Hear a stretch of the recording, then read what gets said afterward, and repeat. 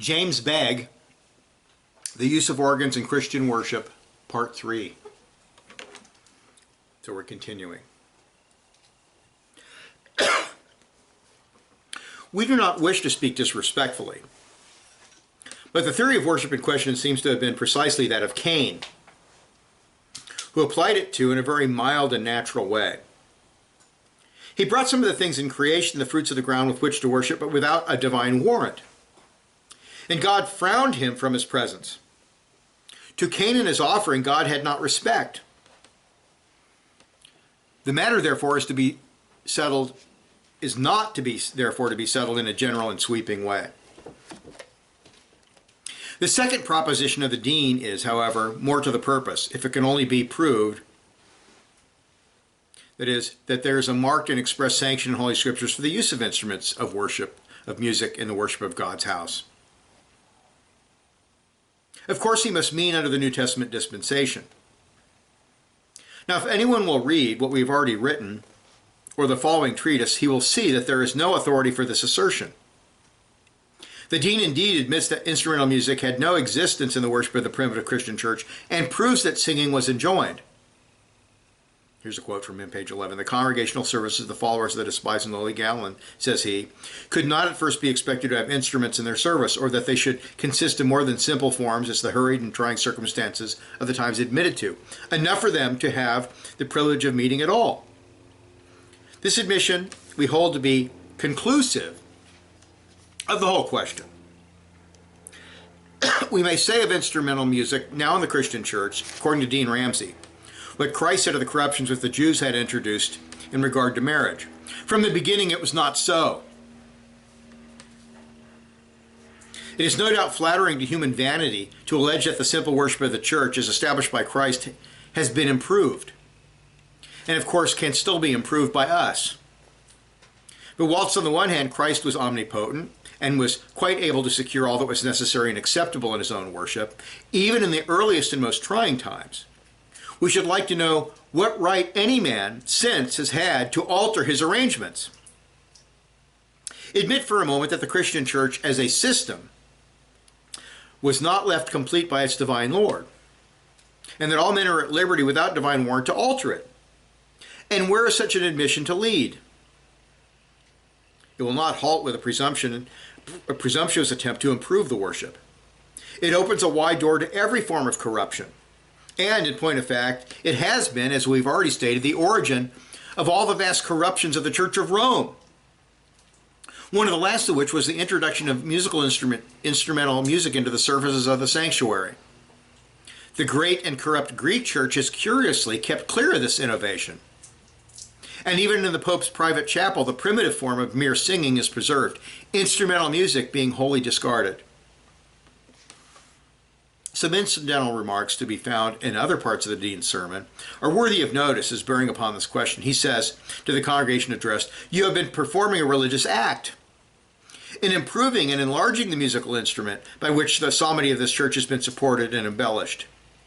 And as in the church to which we belong, the employment of the organ to accompany the voice of singing is considered a matter of course, wherever it can be attained, etc." This is a very singular and suggestive passage. If the repairing of an organ be a religious act, the organ makers and menders must be a very devout class of persons, being always engaged in such acts of religion. It must truly also be a religion of money, wherein rich men are more able to perform religious acts than poor, nay, wherein certain religious acts cannot be performed by the poor at all. It is curious to hear in modern times gravely of religious acts which it is admitted cannot be universal in the church, and from which poor congregations are excluded.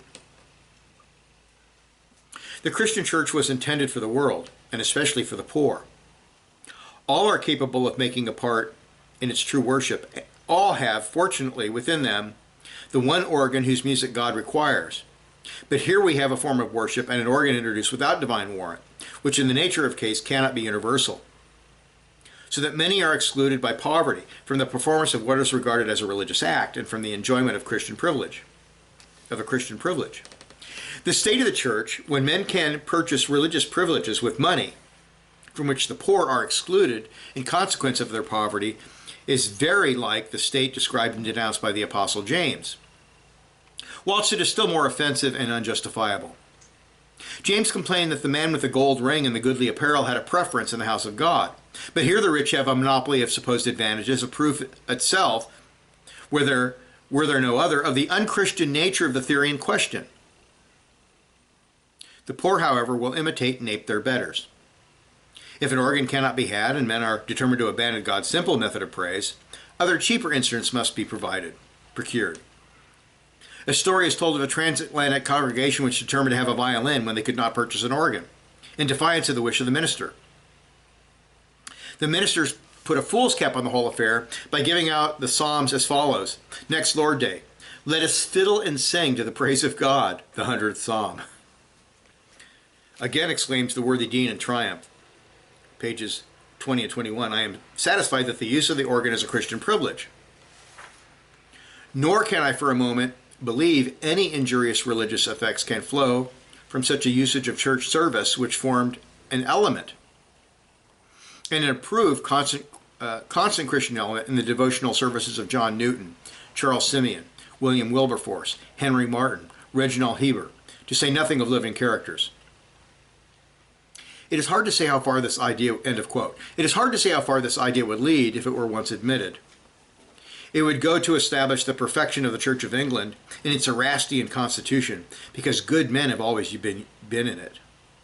The very faults of its liturgy also would be converted into beauties, because men such as Scott and Heber and others read them. The errors of the Roman Church would, moreover, be sanctified by the fact that Paschal, Fenelon, and others were members of that communion.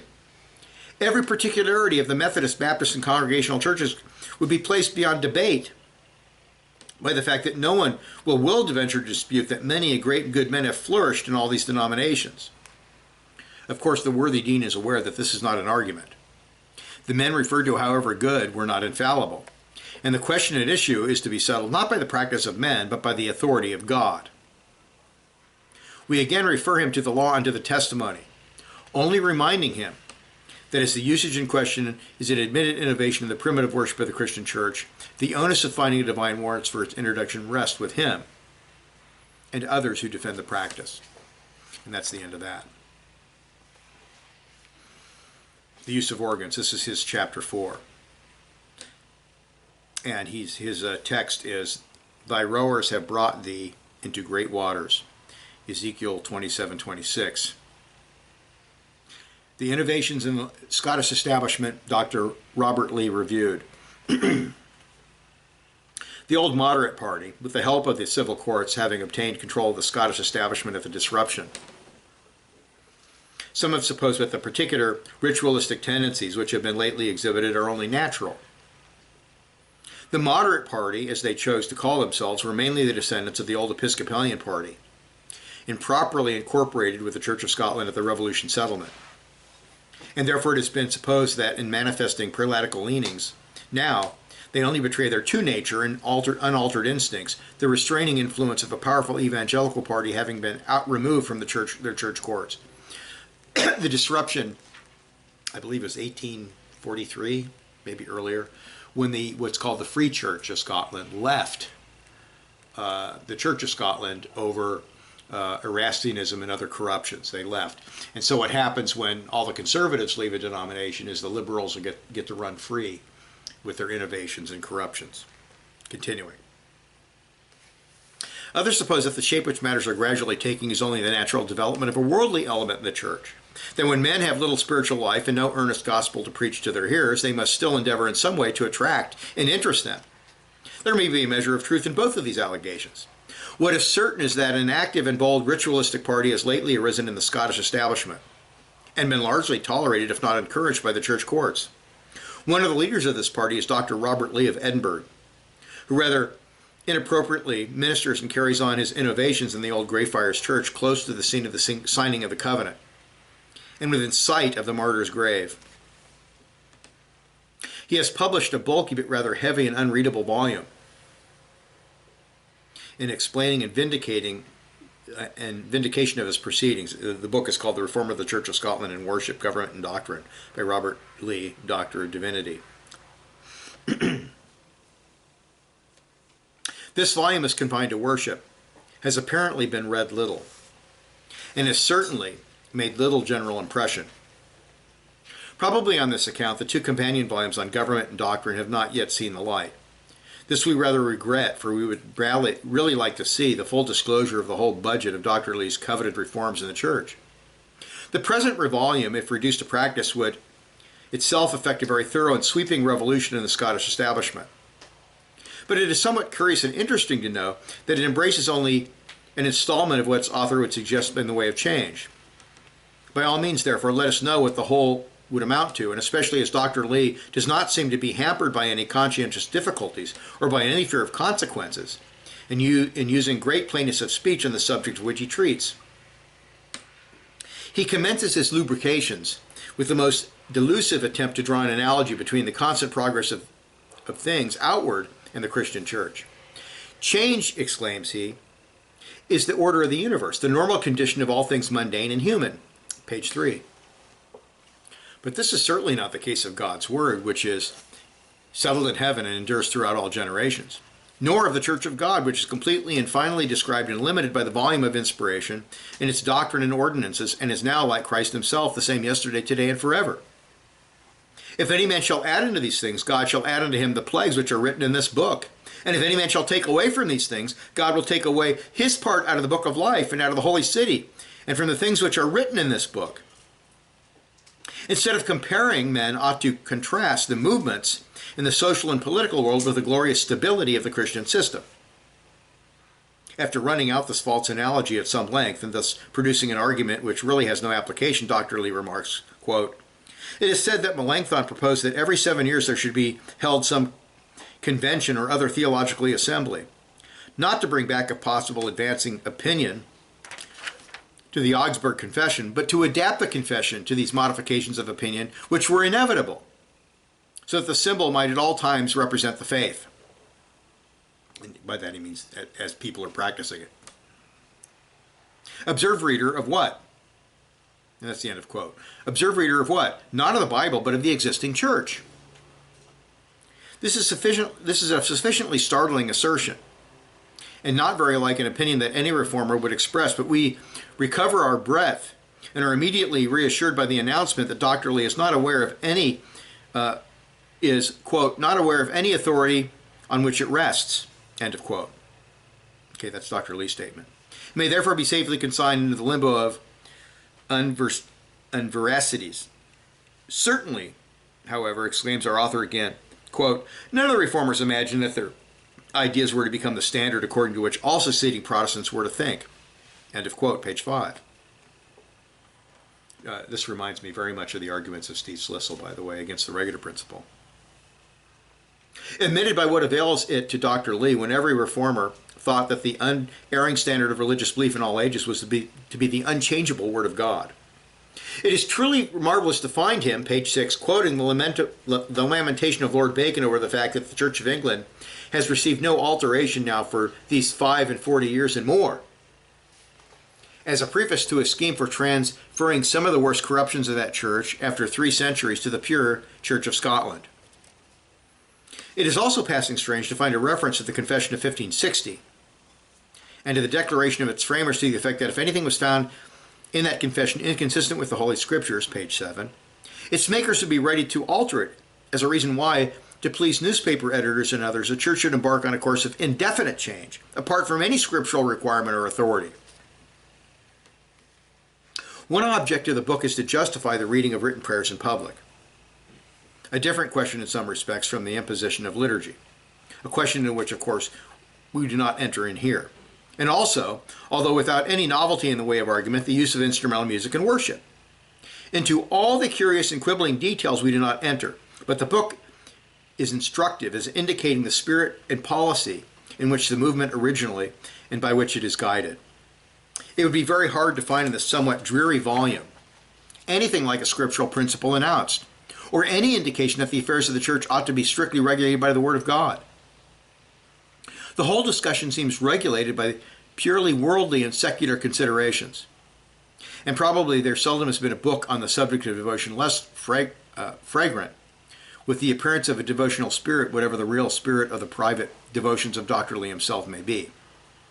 He is excessively alarmed by the weakness of the Scottish establishment, and on this he founds a main argument for change. Quote, that the Church of Scotland needs some important changes may seem to be demonstrated. How?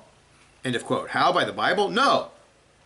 But observe, quote, by the undeniable fact that it has lost ground and is constantly losing ground, if not absolutely, yet relatively to other sects and to the numbers of the people. End of quote, page 39. Again, quote, those who consider how rapid has been that progress of comparative decay and how active are still the causes which have produced it may still feel anxiety for the Church, even for its existence as an establishment. We cannot disguise ourselves from the painful fact that the Kirk, even at this moment, maintains its position as the Church of the law by the sufferance of the English Church, which, with its eager cooperation of the dissenters, could at once disestablish it. Page 39. End of quote. The practical question, therefore, according to this view, very much is what is necessary to conciliate the Church of England to support, or at least continued toleration of the Scottish establishment. Dr. Lee justly remarks that, quote, episcopacy, that is prelacy, is now very generally regarded by the Anglican clergy as of divine authority, so that no society is indeed a Christian church which repudiates or wants the three orders of the priesthood, or at least the episcopal order. End of quote, page 41. What is to be done in such a case? Does anyone suppose that conformity is the most likely way of escaping from the difficulty? Dr. Lee does not say so, but after all, however, Dr. Lee has discovered that the Church of England is a very improving body. Quote, there is no denying, our author says, that of late years the Church of England has largely gained in popular sympathy and support. Besides the conservatives whose attachment to the institution is consistent and hereditary, a large proportion of the liberal party of our religious persuasions have had their former prejudices softened, if not an attachment to it created, by the factitiousness and intolerance of dissent on the one hand, and upon the other by the larger and more humane spirit which has begun of late years to characterize at least a number of the leading spirits in the Church. Such men persuade themselves that soon, if not already, the Anglican Church will afford the only refuge for those, whether clergy or laity, who are not prepared to give themselves up to absolute mental servitude, but are resolved to vindicate for themselves some freedom of inquiry and speech on theological doctrines, and who consider that a national church should be comprehensive and liberal in its constitution, that it should brand nothing as heresy, except to deny of some of those very few points which constitute the foundation and essence of the Christian religion as taught in the New Testament. The late decisions in the Court of Arches have served greatly to extend and deepen such feelings, however the straighter churchmen have been scandalized by them. Pages 42 and 43. The italics are ours, but the passage is suggestive. Again, quote, many suppose that interests of the established church in Great Britain are to be bound up, that whatever strengthens or weakens one tends to strengthen or weaken the other. It would rather appear that the opposite of this is nearer the truth. Those two churches as existing now are rather antagonists than allies, as indeed they have been at all times, when care for the temporalities was not only the only form of clerical zeal.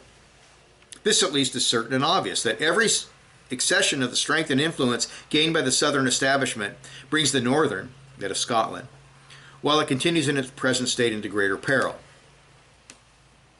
Page 44. He's basically saying, look, as they get liberal and more tolerant of heresy, they gain members. And the southern, that is, the Scottish, the northern, gets smaller. Once more, quote, now also when by a more liberal interpretation of the law and other causes operating in the same direction, those influences are rendered more powerful. Undoubtedly the result will be more and more unfavorable to Scotch Presbyterianism, and particularly to that of the established church. Unless it shall in good time look its position boldly in the face, acknowledge honestly the real sources of its weakness, and set itself to remove these with a courage and zeal proportionate to the gravity of the danger.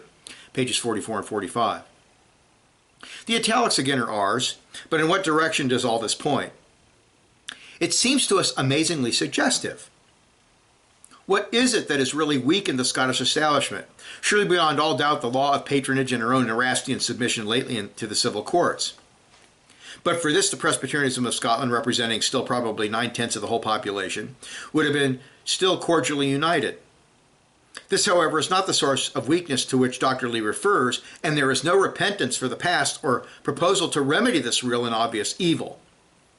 But the paramount influence of the Church of England is set prominently forth, and the necessity which now exists for conciliating that powerful body. The question simply is, how is this to be done? Of course, only by abandoning Presbyterianism altogether and confining to that church and government doctrine and worship, we should say. Besides, it is true that, quote, soon, if not already, the Anglican Church will afford the only refuge against bigotry and intolerance. There is surely no great hardship in this, but certainly this result is the only logical conclusion from the previous line of reasoning. Dr. Lee, however, does not fully and plainly finish his argument. It is a most lame and impotent conclusion from such statements that we have quoted to say, as Dr. Lee does, that, quote, these dangers do not appear to me to have much, or almost anything to do directly at least, with episcopacy or presbytery as forms of government, end quote. How is this? The whole matter has mainly to do with forms of government. If a large portion of the English clergy believe that, quote, no society is indeed a Christian church which repudiates or wants the three orders, surely this vital and essential defect of the Scottish establishment cannot be covered by a poor attempt at prayer book making or a mere introduction of instrumental music into worship. When they speak of the three orders, they're talking about deacons, ministers, bishops.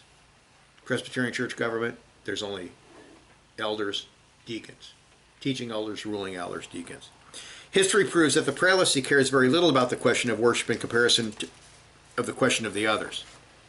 From the time when the stool of Janet Geddes was hurled at the dean in the Church of Edinburgh and thus smote down the liturgy, the English Church abandoned very much the attempts to press its form of worship upon the Scottish people.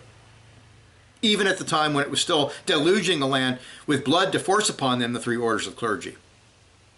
Nothing is likely to be gained in the direction of conciliating them, therefore, by Dr. Lee's example, except it be regarded simply as a means of familiarizing the people of Scotland with a prelatical system, with an ultimate view to its wholesale reception. We cannot say what Dr. Lee means, but this is the only fair logical conclusion from his facts and arguments. Whatever the private opinion, moreover, of any Presbyterian minister may be on this subject, the time has not yet come for the safe avowal of such an opinion, even if it were entertained. Besides, men advance in their opinions and views by degrees, and there is an inexorable logic of events which forces them into consistency and to the ultimate avowal of long-concealed purposes, whether they will or no. In the case of Archbishop Sharp, of General Monk, and even of Dr. Pusey, these peculiarities are strikingly illustrated, and we may live to see additional illustrations of the same kind in our own day. That some of the ministers of the established church think that this is the direction towards which matters are tending, and that we have still heads itching for miters is certain. The proposal to introduce an organ in the established church of Crieff was discussed in Presbytery of Ark to Ardor on the 5th of December last, and Reverend J. Cunningham of Glendavon is reported by the Strengthened Herald of December 9th to have made the most manly and vigorous speech, saying, amongst other things, quote, well, may we say of this church that the prophet Micah said of the Jewish church in his day? Her worst enemies are those of her own house. Were the movement in question one of progression and development, were it a step in the right direction, or if it had even the shadow of a sanction from the standards of the church or from the practice of primitive and apostolic times, why, sir, our lips would be sealed. But moderator, it is the very reverse of all this. It is a retrograde movement. It is a step in the wrong direction. It is a return to the sensuous ritualism, to the beggarly elements and popish rags which our venerated ancestors left behind them in the Church of Rome at the glorious Reformation.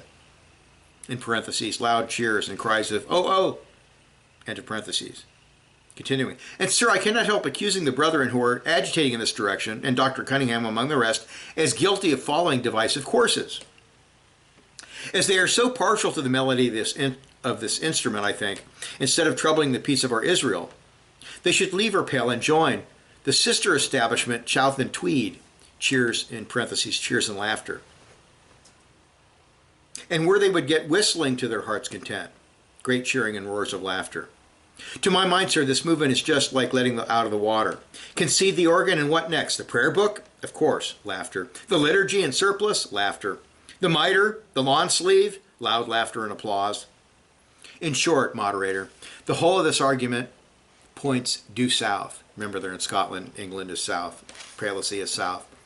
And if I read aright, the signs of the times, we're fast approaching the incline that leads to episcopacy. Here, here, in parentheses. And if the momentum increase in this ratio, it will either bring on a second disruption or rend us roaring to the platform of the Anglican Church. Loud applause and great laughter. Where Bishop Wordsworth will be delighted to welcome our arrival and to hail us as brethren. In parentheses, continued cheers and laughter. This we hold to be good sense as well as good theology, embodying the undoubted lessons of history and experience. Dr. Lee, of course, we must suppose, is innocently blind to all this at the present stage. But if the movement advances, time will undoubtedly illustrate again the truth of Mr. Cunningham's assertions. Two things are remarkable in Dr. Lee's speculations, although perhaps, after all, they are only natural. The one is the extent to which he would carry the mechanical theory of doing ministerial work. The other is the kind of jury whose verdict he would regard as conclusive in questions of ecclesiastical change.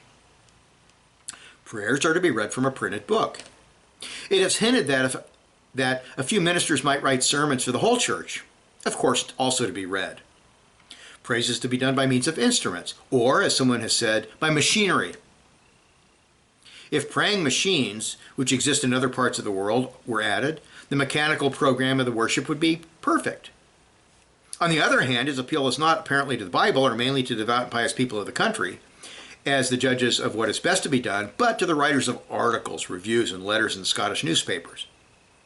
This may be a very complete class of men to settle questions of taste or literature, or even political and social problems, but many of them are very ill qualified to settle questions of Christian doctrine or worship.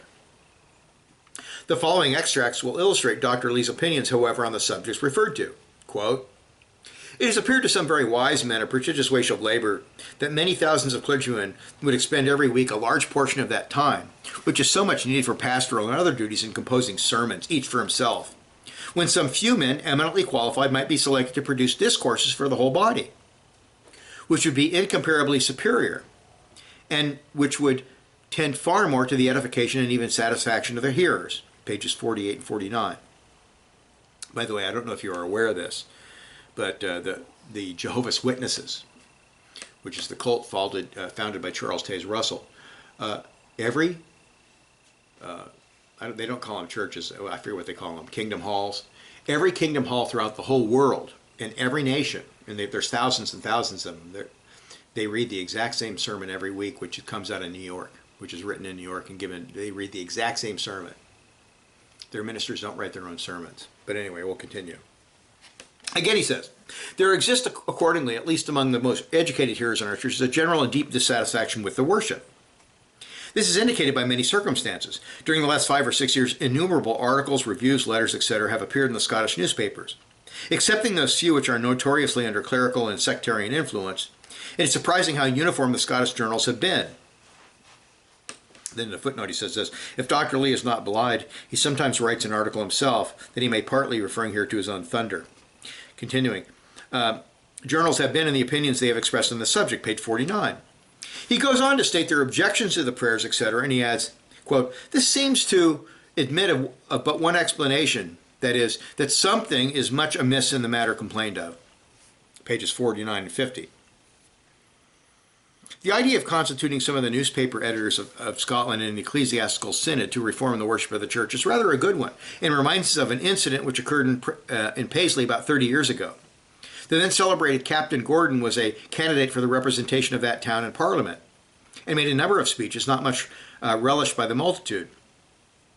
Paisley has always been rather famous for its local and very liberal wits, and had at that time a rather celebrated one called Mr. Parkhill. The captain was expatiating at one of his meetings on the great blessings of our Scottish Sabbath, but unfortunately used as one of his arguments the fact that George IV, during his visit, had been so charmed by the observance of the Sabbath in Scotland.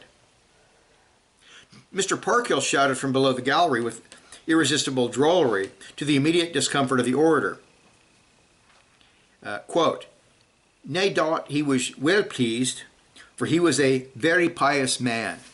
End of quote. Many editors are intelligent and excellent men, but sometimes, similar to Mr. Parkhill's remark, may be said about the great anxiety professed by some of them to reform the church, the worship of the church. At the same period, we have referred, the Reverend John Geddes, who was one of the ministers of Paisley, was able and eloquent preacher, having a crowded church. He was on one occasion at a dinner party amongst his people, and some of the brisk church reformers of those days happened to be present. They dwelt, like the editors, upon the undue prolongation of the Scottish Sabbath services, setting forth what an improvement it would be to cut them down to much shorter limits.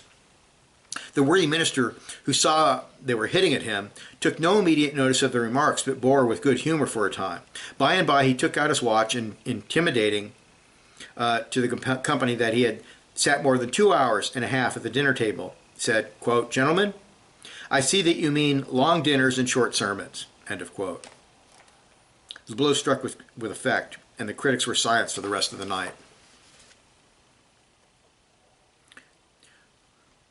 We should really like to see, however, a meeting of this new General Assembly, so different from that of the old reformers which Dr. Lee would convoke to consider the reform of the church, an assembly consisting of all the like-minded and progressive editors of Scotland. Some of the Begg men of whom Dr. Maskell spoke at their assembly dinners, toasting the minister of the Borony, quote, "in the bottle of the breast," might safely be invited to join them, and probably, as the occasion would rather solemn, they might tolerate one of the innovating ministers to act as a chaplain to the meeting, which might appropriately be a dinner. The editor of the Scotsman would, of course, probably be called to the chair, and he would no doubt open the meeting with a speech condemning the present state of the matters, ridiculing all who support it, approving of all the innovations and many more, and ending with an extract from his own journal of February 22nd, which proves what an apt pupil he is of his minister, Dr. Lee, on the subject of simplifying the art of preaching, as follows, quote, the remedy seems not far to seek. Either let us be content with less preaching, or seek a better organization of the preaching power in the country. Is the amount of pulpit instruction pressed upon this generation absolutely called for? If it be thought impossible to diminish it with safety, then it is necessary that these 40,000 clergymen should not only be always preaching, but also making every sermon they preach. Might not 100 of the most highly gifted among them make sermons for the whole nation and be set apart for this very object? Were it but an important thing that the local preachers were at liberty to use the efforts of such national preachers when their own productions ran short? We should have better execution of pastoral duties, a fuller learning, and wider culture in our local clergy, and a higher standard attained, because a longer time employed in the original compositions by which they seek to promote the popular enlightenment. Nothing but a prejudice which has either excuse nor defense stands in the way of so great a public benefit. Great applause accompanies the conclusion of this oration, and the members generally proceed in a lively strain to advocate the new theory of church reform. The only questions which some being whether ministers, Sabbaths, and churches are of any use at all. This question, however, is overruled as premature, especially in the presence of the chaplain. But one sagacious member, having an eye to business and a strong wish not to pay more than is necessary, insists that if all the worship is to be shortened, simplified, and done by machinery, it will be preposterous to pay such large salaries as is at present paid to ministers. The work, he insists, will be of such a kind that any man might accomplish without any special training. A common schoolmaster, if he could only read tolerably, might serve the purpose admirably for a small sum, say for not more than £50 a year. The editors, in fact, themselves, or the bagman, might take this as their Sabbath work, or rather recreation, and not only add thus a little to their incomes, but save the country an enormous sum of money. 4/5 of the resources of the church establishment, millions of unnecessary revenue, might thus be added to the public funds. The speaker sat down with loud applause. By a moving resolution to this effect. The issue of the mechanical theory was in truth greatly relished by these practical men, and was about to be resolved on unanimously as an important financial discovery, when our clerical friend, the chaplain in the corner, whose brows had gradually been lowering during this unexpected turn of the debate, asked liberty to address a few words to the meeting. With the greatest earnestness and gravity, he said, "Gentlemen, you are now, I am sorry to say, leaving the right course of enlightened church reform and improvement altogether, and you are reforming a great deal too much. And I would beseech you to consider the matter again, for I think I can demonstrate that you are wrong. First, You altogether and unaccountably mistake the leading principle of the whole movement, which may be shortly stated thus, viz., that ministers are to get henceforth the maximum of pay for the minimum of work. Secondly, you show, begging very respectfully your pardon, a strange ignorance of history. Does not experience prove that in the Church of England, for example, the highest salaries are given not to men who work the most, but to the men who seldom or never preach at all? He's talking about bishops. Have we also not been the very men who have been advocating at once easier work and larger pay in Scotland? And despite of noisy malcontents, we hope still to succeed in this? Are we not, some of us at least already, living illustrations of this conjunction? And is not the court of tens gradually coming to understand it? Did they not lately give 12 chalders addition to each of the 2 hopeful brethren of our number, a thing previously unprecedented in Scotland? But above all, thirdly, my dear friends, although Scripture is seldom quoted by true men of progress, and although I am almost sorry to refer to it at all in this very enlightened meeting, yet I must call your attention to this, that your views are utterly unscriptural. For it is not said that the dumb dogs could not bark, or also the greedy dogs that never said it is enough. Isaiah. This you did not convince the editors. It was reckoned rather unreasonable and extravagant. But the meeting, out of deference to the minister, broke up without any final deliverance, the whole question being adjourned, still a future day. Just stop for a minute. The trend in the modern times is, even among Reformed churches, sermons have gotten shorter and shorter and shorter and shorter. Where many churches, a sermon is 20 minutes long. I know RP churches where the sermons are 25 minutes long. Where a century ago, sermons were generally about an hour, even longer. Continuing. But to return to Dr. Lee's book, apart from sweeping proposals that change the spirit in which he writes, both in regard to the civil and ecclesiastical authorities, as connected with his own personal proceedings in introducing his liturgy and organ, is sufficiently remarkable. In regard to the church courts of the established church, it is natural to ask why he did not, before making any changes, first ask the permission of his ecclesiastical superiors. This question is all the more natural considering the solemn ordination engagements of Presbyterian ministers. To this Dr. Lee boldly replies, quote, to ask permission in such cases, which was certainly unusual and appeared unnecessary, was also the surest way to defeat the end in view. For experience has shown that the permission would not be granted, while to proceed without obtaining it, if one asked, would be disrespectful and indecorous. Besides, we felt that we were not warranted to trust the church courts into what might prove to be an embarrassing position, compelling them to give a decision that might appear to violate old traditions or to obstruct the present interests of the church, either to offend a great and increasing number of enlightened people by refusing the permission sought, or to give umbrage to perhaps greater number of narrow-minded but well-meaning people by granting it. Pages 37 and 38, end of quote. In any other Presbyterian church, this would seem the very hardihood and even sublimity of ecclesiastical insubordination, fitted, if winked at, to bring all church government into contempt. Either the established church, we should say, secretly connives at Dr. Lee's proceedings, or is reduced to a condition of what most pitiable and contemptible weakness, which can even excite the compassion of its worst enemies. But this is not all. Here is a more remarkable illustration. Quote, this is from page 30.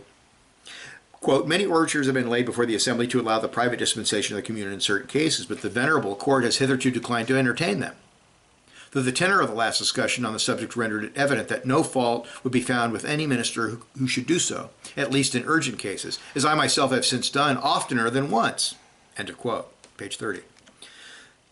It is rather good, after all, to find the doctor keeping an eye upon the temper of the assembly to see how much in the way of innovation may be safely ventured upon in doing certain things contrary to the whole spirit and past practice of the Presbyterian Church, and which the venerable assembly has hitherto declined to entertain. After making the discovery, not that they are lawful, but that no fault should be found with any minister who should do so, our readers will probably be reminded of what Goldsmith says of the clever schoolboys in the deserted village, watching the face of the master for the purpose of regulating their own conduct. Quote, well had the botting idlers learned to trace the day's disaster in his morning face. End of quote. This needs no comment, but unless the established church shall soon exhibit a fresh vigor, of which her feeble and halting proceedings of late have been totally destitute, no redress of any kind is to be expected from that quarter. The whole ecclesiastical organization, although having considerable influence, is as a means of arresting evil, dwindling down to a weak and disjointed congregationalism, and will soon, because as when quote, there was no king in Israel and every man did what was right in his own eyes. The OPC and PCA basically have already attained that state, pretty much. Continuing. How different all this was from the stern and even tyrannical principles of ecclesiastical despotism announced and acted upon by Principal Robertson and subsequent moderate leaders, when the object was to destroy evangelicalism, support patronage, and to crush out the liberties of the people of Scotland. May be seen in the appendix. And he has down here in a footnote, see the Manifesto of the Moderate Party from Moran's Annals of the Church of Scotland, Appendix number 1. Principal Robertson held that all insubordination was utterly inconsistent with the very existence of government, especially with ecclesiastical government, and most of all with Presbyterian government, on the ground that the more free any system was, the central authority must be maintained with all the more vigor, if the system is to be maintained at all. The contrast of all this to the loose practices allowed and viewed at present maintained by the same party, always saving and accepting the vulnerable Dr. Hill when another object is to be gained, is very striking. One bold act of discipline, if there is still virtue and will enough to perform it, would go far, in our opinion, to settle the whole matter. And just stop for a minute. The moment the church stops disciplining innovations, even though it may not be in their standards, the church has judicially adopted those innovations, really. So it's a really serious matter, and we find this with loose subscriptionism today. The idea which Dr. Lee has, however, of his entire immunity from civil control is even more remarkable than his cool indifference to ecclesiastical interference and authority. Hear what he says in this aspect of the question, quote, even yet, if we were wise and courageous, we might be safe and even prosperous. I feel persuaded that without running any risks or needing to go to Parliament, by virtue of the powers which we ourselves constitutionally possess, we have the means of reforming everything in the church that obstructs its prosperity. Unlike the clergy of the English establishment, we have virtually all our affairs in our own hand. And if we use our powers temperately and wisely, we shall meet only with applause and encouragement from all those, at least, whose approbation is valuable in itself or a consequence of it, to us. Page 46. And I got to wrap this up quick. I'm not going to finish this. He quotes also from one of his mottos from this Act 1690. That's the Revolution Settlement. From this Act 1690, it would appear that while the state has fixed the church's faith, it has not fixed the church's worship. The church may adopt any form of worship she pleases without violating any act of Parliament. She must ever believe, as the Westminster Divines believe, that she may worship in a surplice or without a surplice, with a liturgy or without a liturgy. In this she is free. Cunningham's Church of Scotland, Volume 2, page 286. Our innovators here appeal to a very different tribunal from the present comparatively passive General Assembly of the Established Church, and one which we trust will sift these startling claims. That is, the people of Scotland who hold rights dearly purchased by the blood of their ancestors under the Revolution settlement, and who may well be jealous of the prelatical tendencies of the present day. It is here admitted that the established church has no latitude in regard to doctrine. She must ever believe in the Westminster Divine. She must ever believe as the Westminster Divines believed. This sounds rather curiously after some of the late exhibitions of the Brotherhood, and may furnish a hint in regard to an effectual way of checking them. But if anyone will read Dr. Porteus's paper, he will find that any attempt to alter the worship in the established church without an act of Parliament is equally illegal. And we give in the appendix the opinion of the late Mr. Reddy, an eminent lawyer and town clerk of Glasgow, to the effect that to introduce an organ in our churches is not within the power of any minister. I think I'll stop there. Now, just a few lessons here. Those who are making innovations in the church always refer to pragmatism. It'll make our churches bigger. They appeal to loose subscriptionism. We shouldn't make a big issue out of these ideals. These principles of corruption have never changed. And that is why strict subscriptionism to the Westminster Standards is required. And that is why strict holding to the covenants is required. If somebody comes to the church court and they can prove from Scripture or practice, or they can prove a certain thing from Scripture, that's one thing. But that's not what they're doing. They're relaxing solely for the sake of innovations. That's true of musical instruments. That's true of extra-biblical holy days. That's true of innovations in church government. Let us pray. Father, we thank you so much for the work of this James Begg. We ask that we could learn the lessons from church history of the past.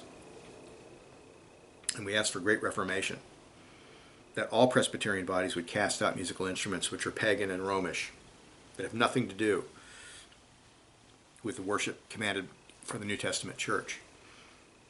Musical instruments were for Levites. The commanded worship was specific instruments, and it was commanded by specific families of Levites. We don't have that today, Lord, so cast it out.